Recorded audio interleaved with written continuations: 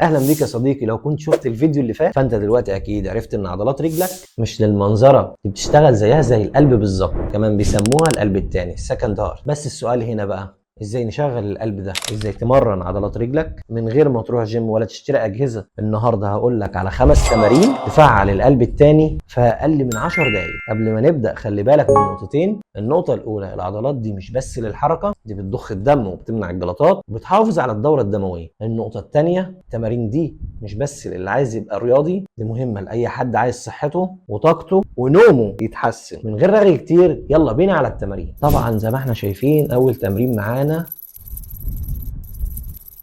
رفع الكعب. زي ما حضراتكم شايفين وبكل بساطه نقف على اطراف صوابعنا ونطلع وننزل بالراحه زي ما حضراتكم شايفين. 3 مجموعات، كل مجموعه 15 مره. التمرين ده بيقوي عضلات السمانه وبيشغل القلب التاني زي المضخه. تاني تمرين، القعده الوهميه على اي حيطه ونسند ظهرنا واحنا واقفين وبننزل ونطلع بالظبط زي كده 3 مرات في 30 ثانيه. وده مفيد انه بيقوي الفخذ والسمانه ويحسن سريان الدم. تالت تمرين، مارش ان بليس، المشي في المكان. ارفع ركبك واحده واحده كده كانك بتمشي وانت واقف، ده بينشط الدوره الدمويه وبيشغل عضلات طبعا. رابع تمرين، انكل بامب، اللي هو ضغط الكاحل وانت قاعد. حرك مشط رجلك لفوق ولتحت كده زي ما بيحصل قدام حضرتك، وده بنعمله 30 مره في كل رجل.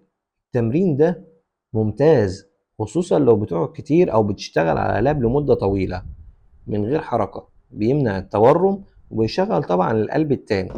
خامس تمرين والاخير، ستيب اب، اطلع وانزل على اول درجه في السلم، وده بنعمله 3 مجموعات 10 مرات لكل رجل. وده اشمل تمرين لعضلات الرجل وتحسين ضخ الدم زي ما شفنا كده. لا، التمارين بسيطه جدا ولكن مفعولها مفعول السحر.